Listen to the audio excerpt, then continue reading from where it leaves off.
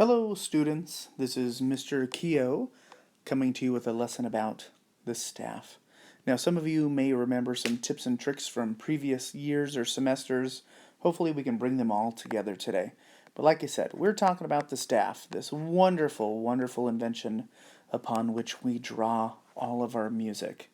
And in general, when we are talking about the staff, it's important we use the same vocabulary, and it's important that we use it in the same way.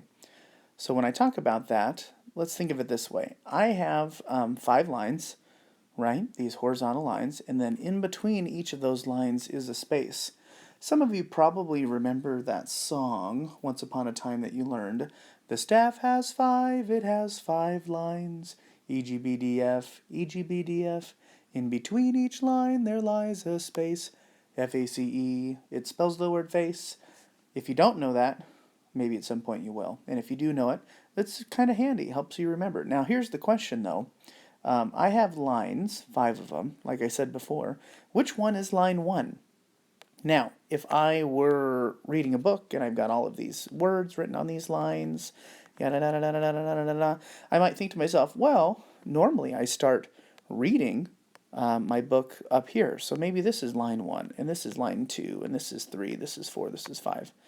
However, we have to change the way we think when we're talking about the lines on the staff. And I would love it if we would think more of a building. Here I have kind of a not so beautiful, but hopefully effective drawing of a building right here. Check it out. So here's my terrible building, but hopefully it makes sense. And when I walk into my building, I'm on floor number what?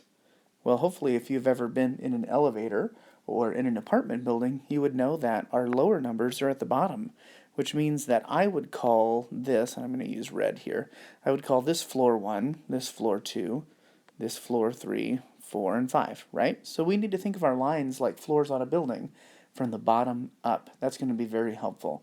Because if I say, hey, draw a note on line 5, and you count from the top, you would put it there. We don't want to put it there because line 5 is at the top. Okay, does that make sense? Which means that our spaces, our corresponding spaces, are going to be in between. So you would have space 1, space 2, space 3, space 4. So hopefully you can remember floors on a building. Here I'm gonna get rid of those lines so you can see what I mean. So here I have my spaces over here on the left side. Hopefully you like my lightsaber, or maybe if you would prefer, I could do like the Luke Skywalker green. But I've got my lines in red, and I've got my spaces in blue, and over here I have the corresponding letters, and hopefully you remember, F-A-C-E, it spells the word face, so there's my face in the space notes, and there's my E-G-B-D-F, E-G-B-D-F in red. Those are my lines from the bottom up. Now, maybe once upon a time you learned something different than me. Maybe you learned Every Good Boy Does Fine, or Elvis's guitar broke down Friday, Ernie gave Bert dead frogs, even Gerard Butler deserves fans. Whatever you learned, if you learned one, that's great. That's a mnemonic device that'll help you remember it. But it seems like many of you learned that song once upon a time to help you remember the lines and spaces. So let's put it all together and see if we can make some sense of this. If I were to draw a note on the staff, let's draw one here, okay? Well, I have to ask myself a couple questions. Is it on a line? Is it on a space? And then which line or space is it on? Because that's going to help me. So if I put a note right there, I go, ooh, that's on a line, right?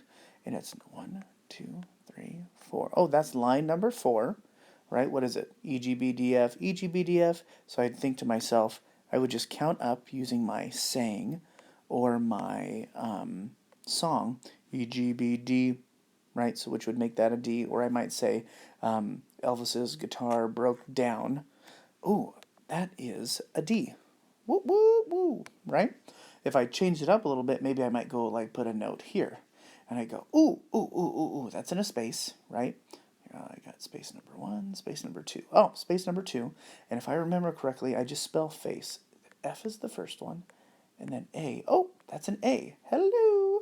And then you've got it solved. So those are just a few quick ways that you can identify notes on our staff. There's one last thing that I want to point out. really until we start getting into instrumental music, we're worried about what we might call the treble clef staff, right? That's what we've been working on in this entire lesson. Hopefully you've seen this at the beginning of some of the songs that you've been learning over the last several years, right? There's our treble clef. And you know what? I could probably, this is for my visual learners. I'm a big visual learner. I like to see it spelled. That helps me remember it. Treble clef. And when I see that word treble, excuse me, I think to myself, this kind of refers to higher voices and higher instruments. So when I see this word treble, I think upper, like a flute, a clarinet, a violin, a trumpet, and then our elementary voices, which tend to be higher, right? And then clef is just another word for cymbal. So this is like a high voice, a high instrument cymbal, our treble clef. And so when we're talking about EGBDF and FACE on the staff, we are referring to a staff that has this symbol on it, right? And later on we might learn about different ones, but for now, for the time being, up to this point in time, and for a little while going forward, this is our symbol that we care about a lot right now if we're going to be talking about FACE and EGBDF, because it will change depending on the instrument or the voice that we have. So hopefully some of this sticks with you.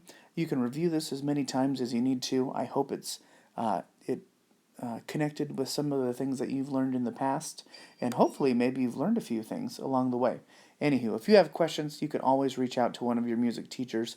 We would love to hear from you and answer any questions you might have. We hope you are well, we hope you are safe, and we hope you are enjoying your time learning.